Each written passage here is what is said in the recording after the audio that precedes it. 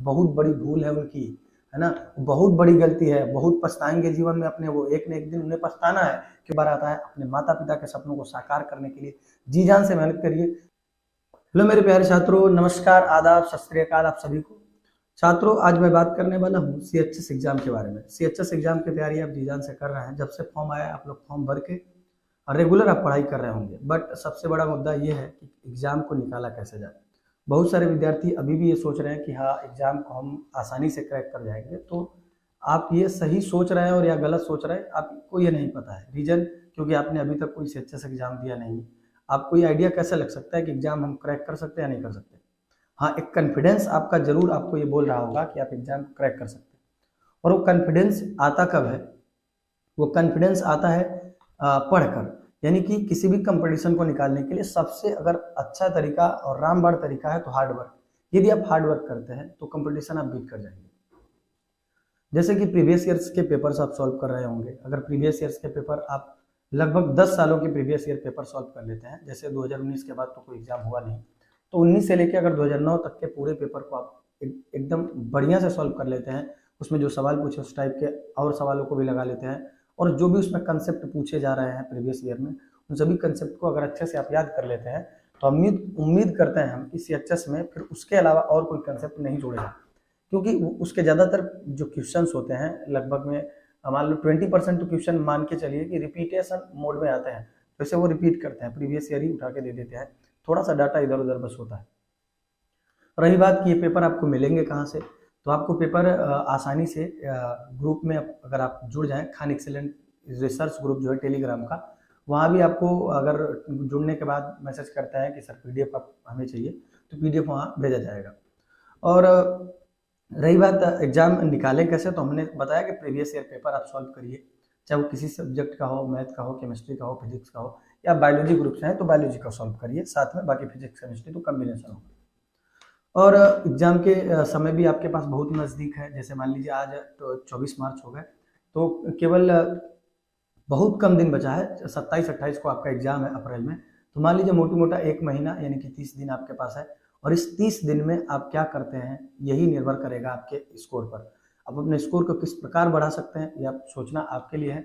जैसे मान लीजिए अगर मैथमेटिक्स ग्रुप को आप सॉल्व करते हैं तो 25 में अगर 20 आपके सही हो जाते हैं, उसी तरीके से अगर फिजिक्स में सॉल्व करते हैं उसमें आपके अगर 20 सही हो जाता है, केमिस्ट्री में आपके 20 सही हो जाते हैं, तो 20-20-20 के रेशियो से आपका इन तीनों सब्जेक्ट जो है मोस्ट इंपॉर्टेंट सब्जेक्ट, यहाँ से आप 60 नंबर तक का स्कोर कर सकते हैं, और एक बहुत बड़ा स्कोर है।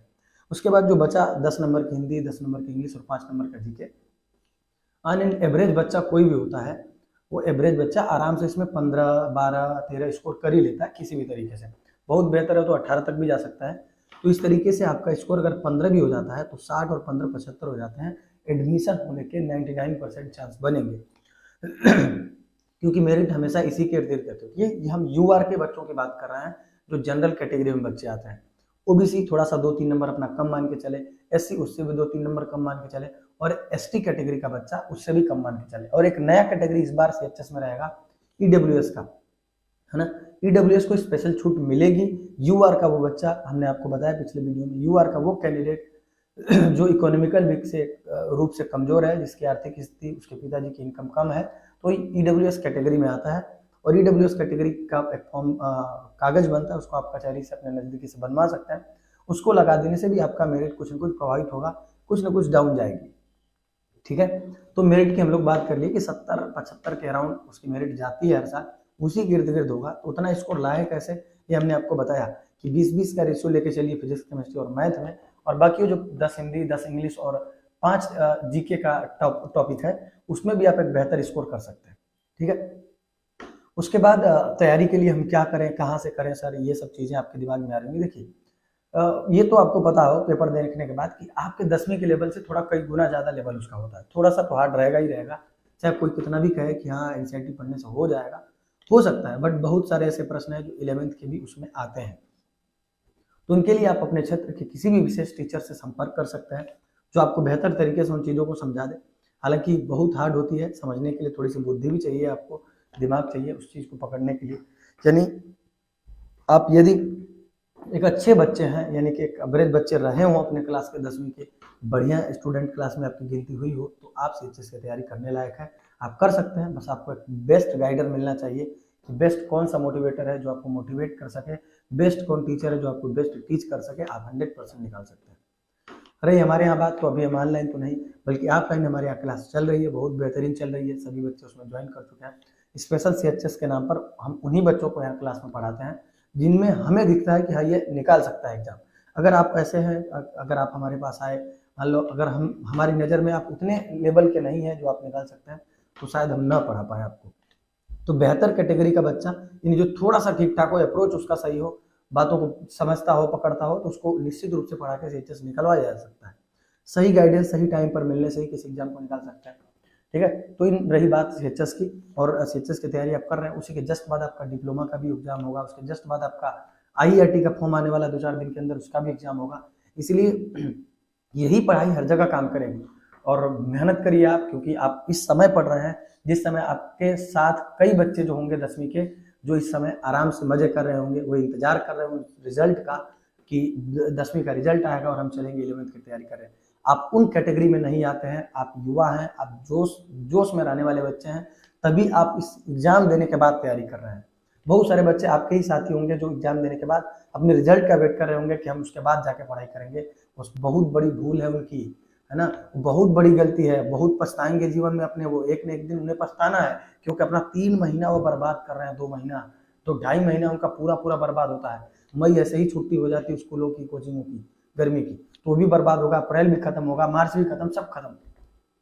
इसलिए आप उन कैटेगरी के बच्चों में मत जाइए। अगर आप अभी भी भटके हुए हैं तो आप किसी न किसी नज़दीकी संस्थान से जुड़िए, जहाँ पर इस चीज़ की तैयारी हो, या ऑनलाइन ये फॉर्म भर के तैयारी करिए, मगर करिए। देखिए, होना या ना होना सिलेक्शन वो अलग बात है, परंतु जब आप किसी चीज़ का फॉर्म भर लेते हैं तो आप पढ़ाई करते हैं, रेगुलर स्टडी करते हैं, है ना, तो रेगुलर स्टडी करते हैं, और जीवन में ये सब मौका दोबारा नहीं मिलता है मेरे प्यारे छात्रों।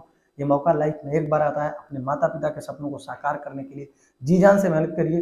देखिए, इंसान का जन्म किसी को भी एक बार मिलता है, और इस जन्म को आप यूं ही घूम के या किसी काम को, खेल के, गेम को बर्बाद ना करिए। पूरा अगर पढ़ रहे हैं, अगर पढ़ाई में आपका मन लगता है, तो सही समय पर सही चीज़ों को पढ़िए।